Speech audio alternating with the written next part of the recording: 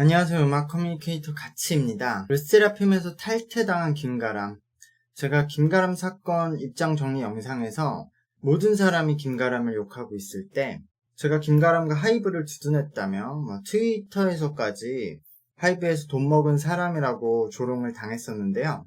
학교 폭력으로 결국 정의구현을 당해서 르세라핌에서 탈퇴를 당했다던 김가람의 사건에 대한 전말이 공개되었습니다. 그것은 김가람님의 친구의 인스타를 통해서인데요. 해당 인스타 계정을 통해 김가람님의 입장문과 당시 학교폭력 대책 자치위원회의 협의록과 결과 통보서가 공개되었습니다.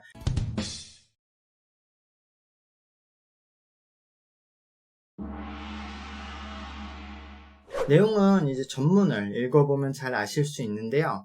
애초에 하이브가 주장했던 내용들이 거의 다 맞다는 것을 알 수 있습니다. 위원회의 사안 개요 설명서를 보면 사건은 크게 세 가지의 개요를 가지고 있습니다. 먼저 중학교 1학년 때 피해자라고 주장했던 유씨와 김가람님을 포함해서 10명 정도가 친하게 지냈으나 유씨가 친구들을 뒤에서 욕한 일로 사이가 나빠진 것이 시작입니다. 위원회 내용을 보면 서로 입장이 다른 부분은 둘 다 적혀 있으므로 그대로 표기된 내용은 양측, 그러니까 피해자라고 주장했던 유씨도 인정한 내용입니다. 하지만 해당 내용을 김가람 양과 친구들이 유씨에게 따지자 유씨는 사과를 했고 화해를 해서 끝나는 듯 보였다고 합니다. 그러나 얼마 지나지 않아 유씨가 친한 다른 학교에 다니는 남학생으로부터 김가람 양의 친구가 욕설 메시지를 받게 됩니다. 이로 인해서 다시 유씨와 김가람의 친구들은 대립하게 됩니다. 이때도 유씨는 해당 사건에 대해서 친구들에게 사과를 했고 그로 인해 사이가 멀어지고 같이 있었던 단톡방에서 나가게 됩니다. 하지만 이후에도 욕설을 보냈던 남학생은 계속 욕설을 보냈고 이 일을 해결해야겠다고 생각한 김가람 씨는 양측을 모두 불러 모으게 됩니다. 하지만 이때 유씨는 1학년들이 모이는 와중에 다른 학교에 있던 3학년 선배들을 데리고 등장하게 됩니다. 이로 인해서 대립이 격해지게 되고 이런저런 말다툼이 일어나고 3학년들에 의한 1학년들이 협박을 받게 되고 김가람 양은 이 당시에 울기도 했다고 진술서에 적혀 있는데요. 결국 이 사건으로 앞으로 서로는 보지 않기로 하고 헤어지게 됩니다. 근데 가장 큰 문제는 다음 날이었습니다. 유씨는 자신이 가지고 있던 김가람 양의 친구인 여학생 3이라고 적혀진 분의 속옷만 입은 사진을 또 자신이 알고 있던 여학생 1의 계정을 로그인해서 프로필 사진으로 변경을 해놓습니다. 그러니까 유씨가 여학생 1이 한 것처럼 해서 여학생 3의 속옷을 입은 사진을 SNS에 공개를 한 것이죠. 이 사건으로 난리가 났고 유씨는 처음에 본인이 하지 않았다고 했으나 결국 본인이 했다고 인정을 했고요. 유씨는 이로 인해 사과문을 작성해서 SNS에 올렸고 이 사건으로 인해서 전학까지 가게 되는 겁니다. 황당한 것은 유씨는 전학 간 이후에도 자신이 친한 3학년 선배들에게 김가람 양과 친구들이 그 3학년 선배들을 욕했다며 이간질을 했고 그 학교에 가서 새로 사귄 친구들에게는 김가람 양과 친구들에게 왕따를 당해서 전학을 왔다고 말했기 때문에 김가람 양과 친구들은 계속 욕을 먹었던 상황입니다. 이런 싸움의 과정에서 김가람을 포함한 친구들은 유씨에게 많은 욕설을 보냈고 그 욕설들도 협의록에는 전부 나와 있습니다. 하지만 어쨌든 내용을 압축해서 보면은 김가람이 너무 억울하지 않을까요? 협의록은 일방된 주장이 아니라 서로 협의가 돼서 상황을 적어 놓은 겁니다. 그런데도 이런 내용이면 김가람의 친구들을 빼고 김가람 얘기만 한다고 해도 먼저 유씨가 뒷담화를 해서 김가람이 욕을 했고 먼저 유씨가 친구의 속옷 사진을 SNS에 공개해서 김가람이 욕을 했고 먼저 유씨가 전학 가서 유언비어를 퍼뜨려서 김가람이 욕을 한 겁니다. 근데 김가람이 욕을 했기 때문에 욕을 심하게 했기 때문에 김가람이 잘못이다. 그리고 심지어 김가람이 학폭을 저질렀다. 중학교 1학년생 학생이 저런 과정에서 가만히 있을 수 있을까요? 김가람이 오히려 그 3학년 선배들 때문에 위협을 당해서 운 적은 있어도 김가람이 폭력을 가한 적은 없거든요. 근데 왜 하이브는 적극적으로 김가람을 방어하지 않았을까요? 이 협의록은 공개할 수 없다고 해도 주요 논점이었던 5호 처분과 피해자의 주장이 이상한 부분에 대해서는 조금 더 적극적으로 설명할 수 있었다고는 생각하는데, 근데 생각을 해보면 어쨌든 완전 여론이 넘어가서 대중들이 무슨 말을 해도 안 믿으니까 하이브도 답답했을 테고, 이게 하이브 입장에선 결국 사업이니까 탈퇴를 시킨 것 같아요. 근데 어쨌든 김가람 개인에겐 너무 가혹하죠. 근데 어쨌든 하이브도 큰 방법은 없었을 것 같아요. 그러니까 외통수였던 것 같아요. 이게 아무리 설명을 하고 뭘 해도 대중들의 반응이 너무 단호하니까. 지금 생각하면 하이브의 입장문이 틀린 것들은 없거든요. 근데 그렇게 얘기를 해도 전혀 안 믿으려고 하니까. 그래서 어쩔 수 없이 어느 정도 구체적인 증거는 내놔야 하이브가 방어를 할 수 있었다고 생각하는데, 그게 아니었고, 그리고 결국은 그냥 탈퇴를 시켰고, 그런 부분에 대해서는 이해가는 측면도 있지만 아쉬운 측면도 분명히 있어요. 그래서 제가 저번에 김가람 입장 정리 영상에서 이건 그냥 다 기록이 있는 내용이니까, 이렇게 위원회 기록들이 다 있을 게 당연하니까 하이브도 분명 봤을 테고 부모님들도 다 알 테고, 그래서 좀만 기다리자고 한 거였거든요. 그러니까 저는 그때 유씨의 이 법무법인도 이상하다고 말을 했죠.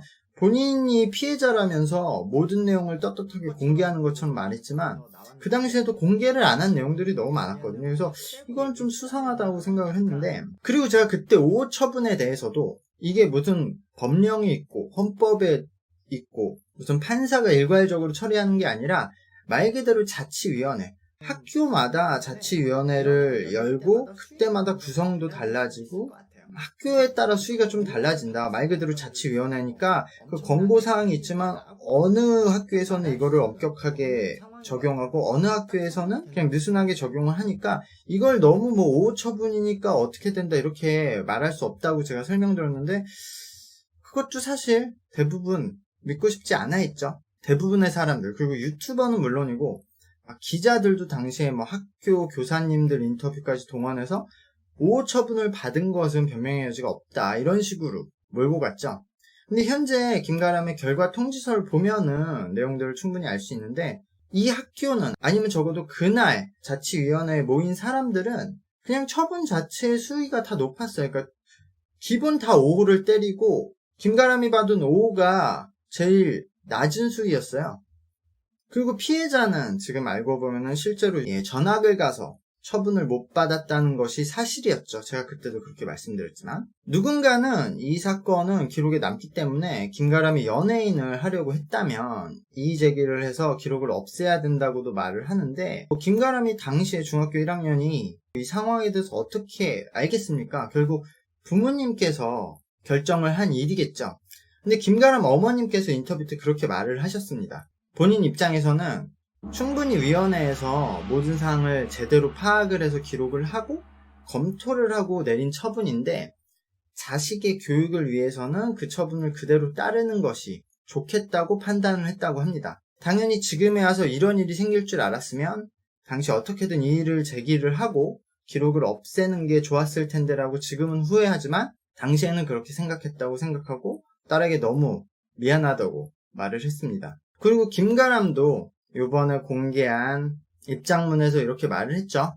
지금 돌아보면 미숙하고 철이 없던 행동도 있었지만 부모님은 도움이 필요하고 어려움에 있는 친구를 모른 척하지 말라고 말을 해왔고, 본인은 피해 친구를 도와주다가 생긴 그때 일들 때문에 그 당시에 본인을 미워하고 싶지 않다고 말입니다. 상황을 보면 진짜 이상한 점은 유씨라는 학생입니다. 이 친구는 계속 자신이 먼저 잘못을 하고 사과도 해놓고 뒤에서 다른 행동들을 했습니다. 그리고 그 법무법인은 또 뭡니까? 그 변호사들은 이 개요서를 다 들여다 봤을 텐데, 그럼 언론 플레이를 통해서 유씨가 피해자라고 발표를 해서 김가람이라는 한 명의 인생을 지금 조져놨잖아요. 도대체 무엇을 위해서? 이런 일들을 왜 하고 있는 거죠?